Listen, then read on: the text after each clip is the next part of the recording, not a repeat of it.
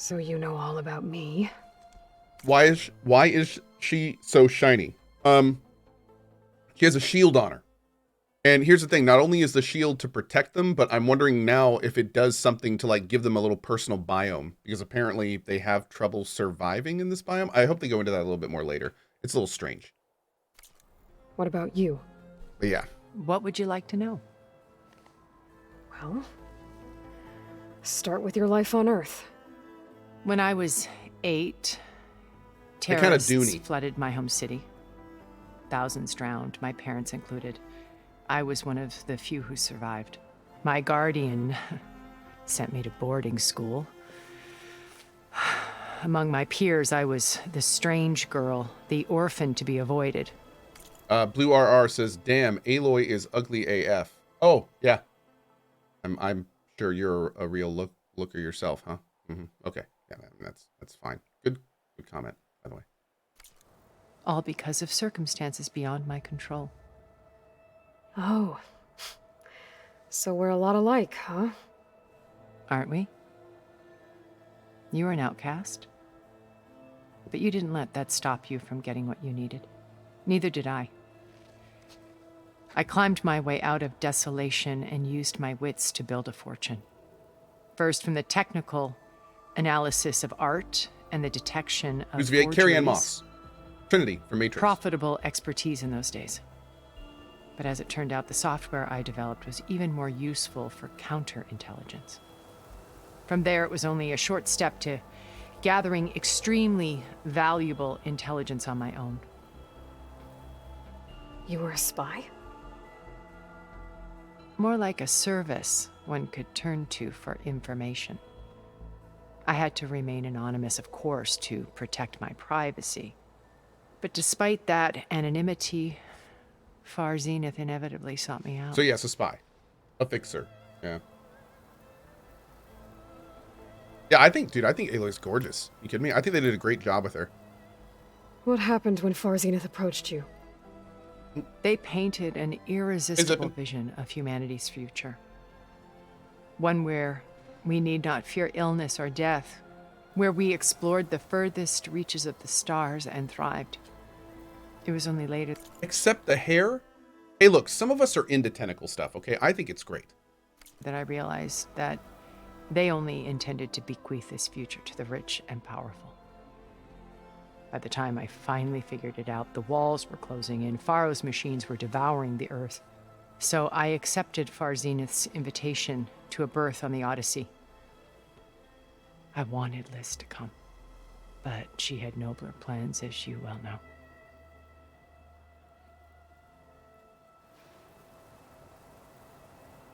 Also, Cohh, she doesn't exist to be pretty. Wait, what? Other people don't exist for me to judge them physically? Are you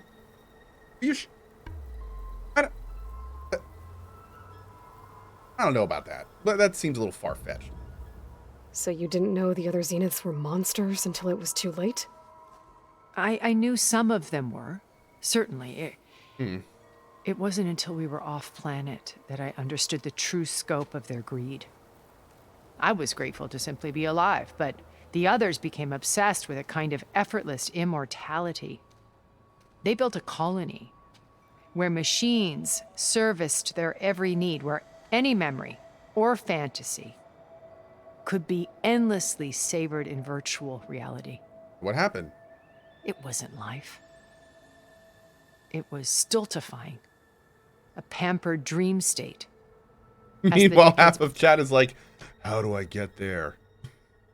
Where is this place and how do I get there?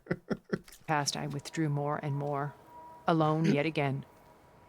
But this time with eons to consider my mistakes.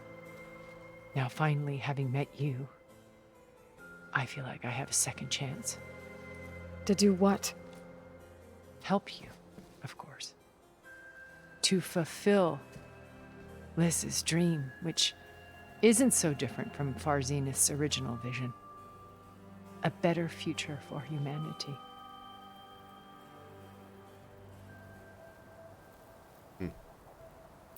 So this channel you shared with Beta, none of the other Zeniths ever found out about it?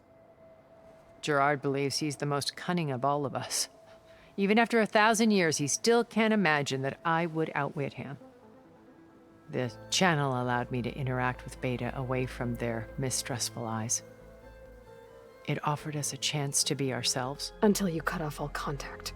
Yes, though it pained me. I was worried that our meetings would do her more harm than good. Well, she felt like you tossed her aside. I was afraid the others would find out and punish her. She may not have had the comforts of friendship anymore, but at least I ensured she was safe. I know it seems harsh, but you must believe that her well-being has always been paramount to me. So at this point, I guess the others must know that she is now against them. Why did you make the data channel look like this place? I built this house as a shelter to weather any storm. A safe place. Not just for me, but for the art stored below. Cultural artifacts of incalculable value. Truly some of the greatest achievements of human civilization. And you wanted Beta to see them? Yes. Her upbringing was so cold and technical. I thought if she could experience Vermeer and Rembrandt, it would bring something else into her life. A heritage every bit as valuable as the scientific and technical data being drummed into her. I'm sorry I had to cut off contact, but I'll never regret sharing this house with her. She needed its shelter even more than I did. Beta told me your colony was destroyed. That you came back to Earth because you had nowhere else to go. It's true. After we reached our destination, a planet in the Sirius star system, we spent decades building a new home. The physical constraints of Earth, the boundaries of mortality, gone. To think of what we could have done with it. It might have been a utopia. Instead, we stagnated, absorbed in effortless comforts and virtual realities. It took a cataclysm to finally yank us out of our stupor. What happened? A massive geological event. We knew of instabilities in the planet core, but we underestimated them. By the time the collapse was upon us, it was too late to stop it. Only a few of us made it to the ship in time. Wow. We set course for Earth, the only safe harbor left to us. Which you decided to make unsafe for anyone else. Not me. Gerard. He believes it's better to wipe the canvas clean than work around the smudges. No more primitive tribes, no more combat machines, only a blank slate to do with as he pleases. But we will stop him. All we have to do is get into that base. Huh. I kind of wish they'd go into this. Okay, maybe that's what she meant earlier when she meant build the Earth to their immortals. Maybe that's what she meant. Maybe it's not like they need different things to survive. She just wanted. Yeah, okay. Oh, dude, I agree. This seems, there's two things. A, this seems way too good for Aloy. And B, there is no question she has another motive here. There's no way that she just saw the light and decided to help Aloy. There has to be. I wouldn't be surprised if she's working with Sylens. But I don't trust her at all. I am as sus as it gets about her right now. What exactly is your plan to sneak into the Zenith base? Maybe they need her for something. We will make use Maybe of a Beta lesson doesn't I have the learned right from an configuration early age. or isn't old enough. Always know your exits. In this case, a place There's where gotta be something Gerard's else new going on. construction meets the ancient foundation, a passage that only I can access. When Sylens flings his army at the base, we will enter through this back door, bypassing most of the fighting. The distraction will provide us with a window in which to rescue Beta and Gaia. The only thing that we can kind of potentially go off is we do know for a fact that this person did have a relatively positive relationship with the previous Elisabet Sobeck. We do know that. So like maybe it's genuine? I don't know.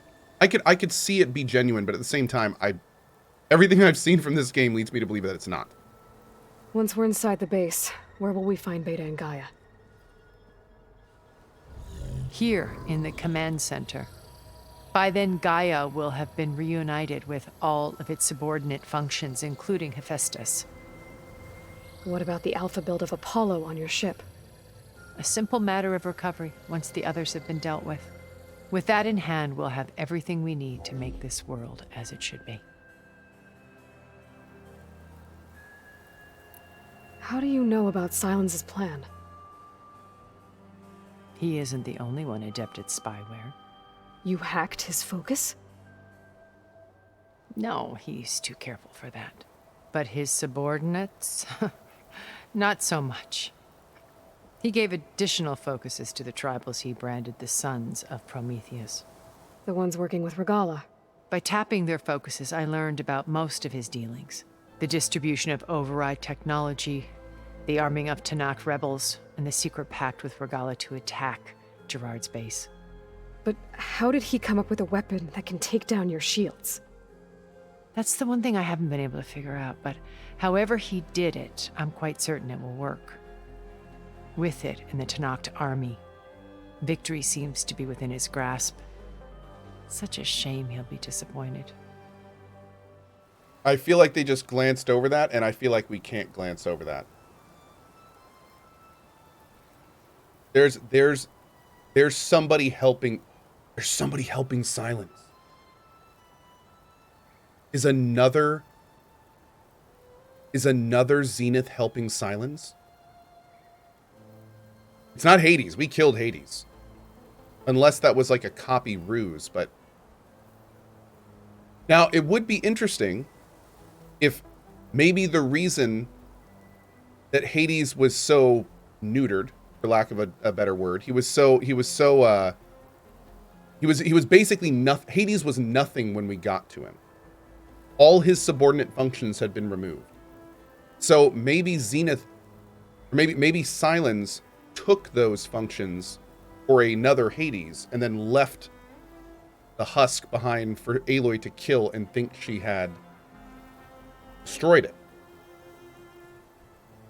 But I will say it would be kind of weird if Sylens was in a different game also working with Hades. Like, I feel like that would be kind of redoing the first game a little bit in some ways. Callyash says you're making this too complicated. No, I don't. Dude, it's really hard to believe that a tribal dude with tribal knowledge would be able to build a weapon to bypass technology just 1,000 years ahead of his time. He can't. That would be. I would feel that that's a big story fault. If he actually did come up with a way to break their shields all on his own with technology that he doesn't even understand, that's just weird. And also, we have to remember, not only did that tech exist, but he also broke it down for a reason. He specifically made it so after the weapon went off, that it would be broken down so no one else could use it. So it's like, how can you know that he doesn't understand the tech? I mean, don't get me wrong, Sylens is smart, but I mean, these guys just got here. The Zenith just got here. To think that they would get here in a week later, Sylens understands all their advanced tech and then builds a weapon against it? Like, come on, man. I mean, don't get me wrong, he's smart, but that seems like a lot. That seems like a lot. Now, what would be interesting is if Sylens, like, somehow fused himself with an AI or something.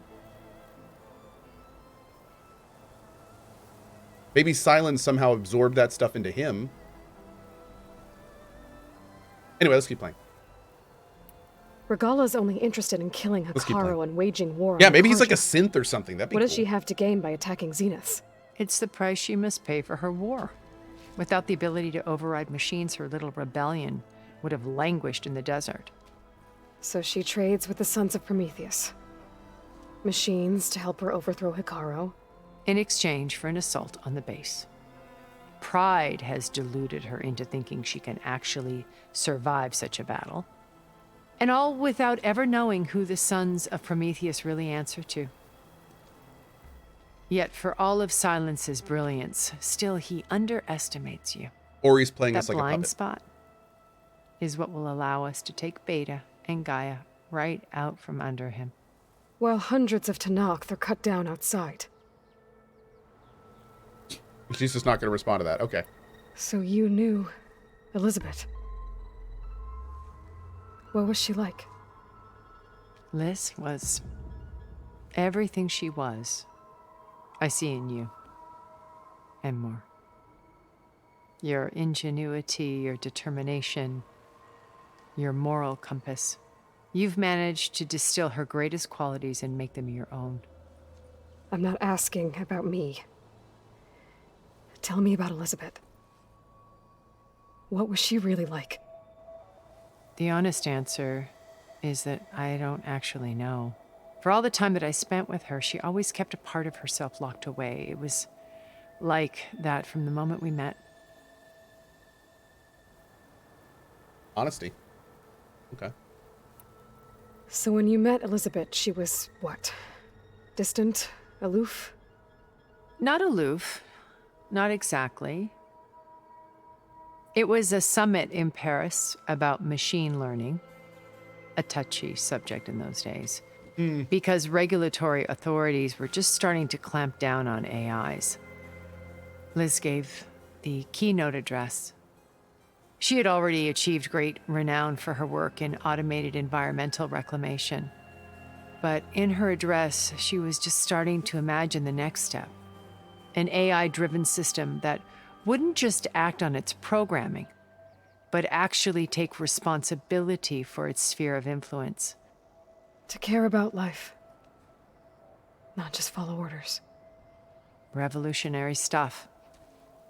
I was fascinated. And I wanted to meet her for a long time. I watched her after her talk. She had spoken with such moral authority, such empathy. But after that, she retreated. I could tell she felt uncomfortable with all of her admirers. It was as if giving the talk had cost her something.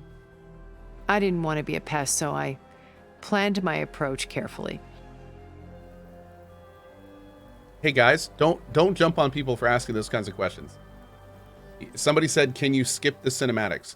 Absolutely, you can. And if that's how you want to play the game, more power to you. That's fine. And for everyone jumping on them for skipping cinematics, who are you to tell them how to have fun? But yes, to answer your question, you absolutely can skip all the cinematics if you want. And honestly, what they do is they mark the stuff to talk about if you just want to continue, and you can just do that if you want to. So, yeah. Guys, some people play these games for the gameplay. They don't care about the story and stuff. And who cares? That's fine. So how did you finally approach We love this Elisabet stuff. That's after fine her too. talk? I picked the right moment. The morning of the next day, right as she came back to the conference, she had just had her coffee. She was fresh, rested. It was like she had braced herself for the onslaught of colleagues. Also, for the record, I remember specifically in a story-heavy game about a couple years ago, somebody asked a similar question, and people jumped on him in chat. And then he said, "Oh, well, it's..." And then someone was like, "Why would you want to skip the cinematics?" And he said, "Oh, because I watch all of your stuff, and then I play it myself, so I've already seen it all. And I don't want to watch all the cinematics again. I just want to play the game." And it's like, oh. So you've actually already seen it all, and you just don't want to watch it again. That's a great question. Okay.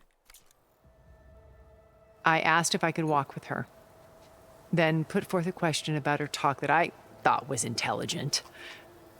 Her answer made me realize it wasn't, but she was very welcoming. Almost as if we were previously acquainted. It was only halfway through the conversation that I realized she knew exactly who I was. It was quite a shock to me. My business was trafficking in secrets, and I took great pains to protect my anonymity. So that was Liz, perpetually one step ahead. I came to view our meeting as a metaphor for our friendship. She always seemed to know me far better than I knew her. I guess I know the feeling. Do I get to play Elden Ring early? As of now, no. I do not have an early key. I do not have any information on playing early. And if I did, I would be screaming it from the frickin' rooftops because it comes out in like 2 days. So, no, as of now, I don't. Yeah. But I mean, at this point, I'm camping my email inbox to hopefully have some good news on that at some point. All right, here we go.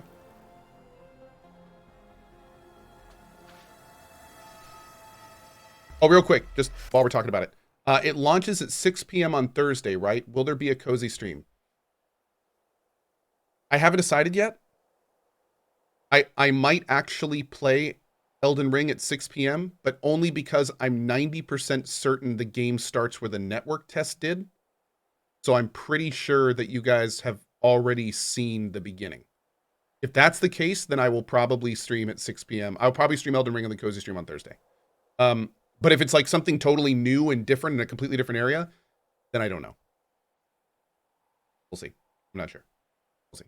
Okay. Enough First pausing. Varl. Now Hekarro and the Tenakth. Your plan would wipe out an entire tribe. There has to be another way. We are in an admittedly desperate situation, but I assure you there isn't. Remember Zero Dawn. Elisabet's sacrifice. Sometimes many have to die for a new world to grow. If it looks impossible, look deeper. Wait. The data channel. It still exists, doesn't it? I need you to open it. Let me talk to Beta. Impossible. We might be detected. It's worth the risk. There is another way, one where the Tenakth survive. But we won't. If the others... If you want to help, open it.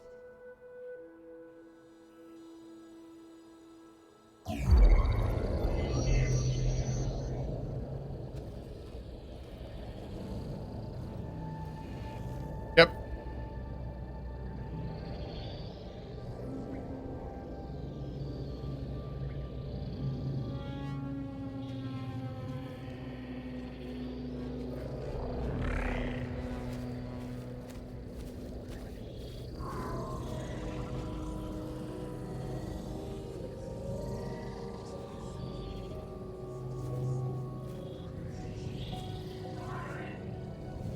What are they doing to her?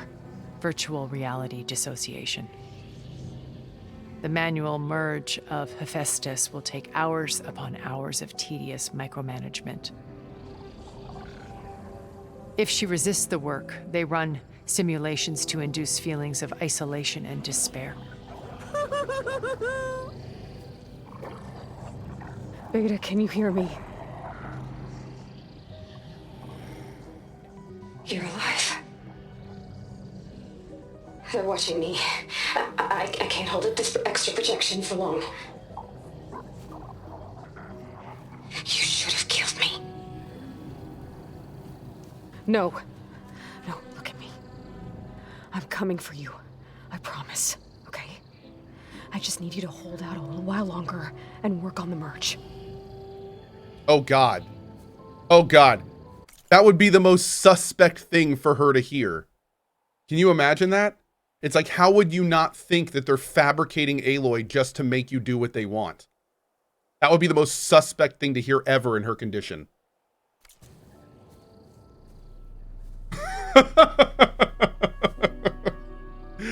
Oh, no. I think it can be done. Oh, she whispered something to her. Interesting. I'll contact again when it's time. Can you hold on? As long as I know you're coming for me, I can endure anything. Oh, good response, man. Good response. Okay. Damn. Look at her go.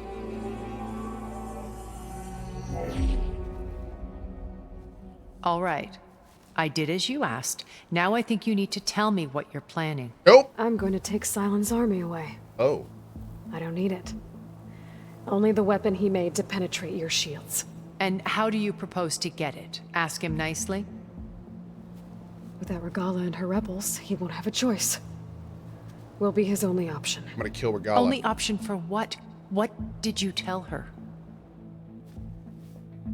that is between me and my sister. My sister! Look at that. Will be Sylens' Interesting. only option for crashing that base. I'll tell you the rest later. But first, there are a couple of things I have to do. Oh. And what are those? Lay my friend to rest. And then I'm going to use the override that Beta gave me at Gemini to put an end to Recollections rebellion. From the air. Wait. Nani? Since you insist on doing things your way, I know of something that will truly help you make a grand entrance with the Tenakt. The ancient Horus Titans still possess electromagnetic energy cells as part of their arsenal. Drop one of those on Regalla's army and they'll receive quite a surprise. Oh. Dude, those So go, things do what you crawled must. around on the ground? I'll come to your base if you manage to bring Sylens to the That's table. horrifying shit. Not if. When. I thought they were like installations. Did she say Errand, horse titan? No, are you there? Horus. Horus. Aloy! Aloy, is that really you? Yeah, it's me. Where's everyone else? We're all... we're back at base. What happened? It might be easier to explain in person. I'll try to join you there when I can. Okay, we'll wait here for you. It's good to hear your voice, Aloy. There's stairs inside the place? How do we get up in there?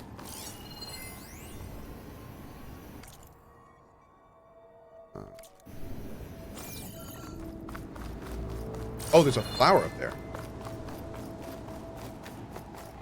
There's got to be a way up there. I see Lutz's chat. I see Lutz's. My Lutz's is tingling.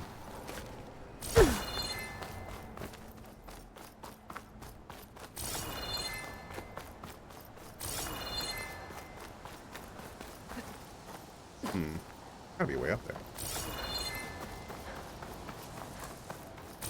Is it like a grapple point or something I'm missing?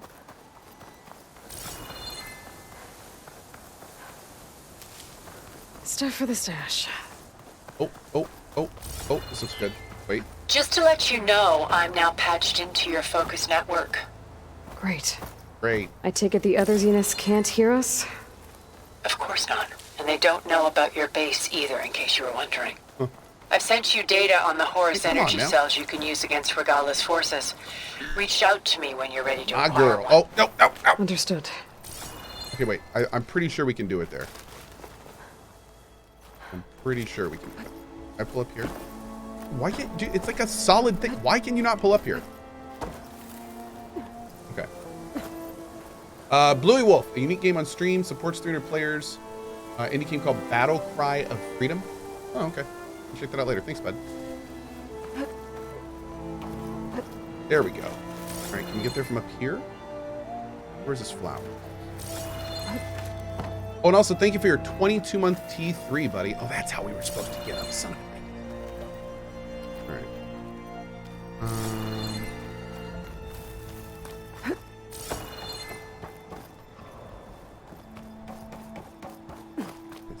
Wow.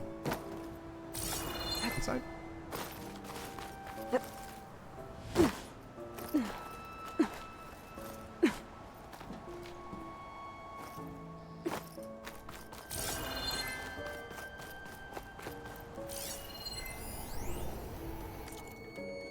Here.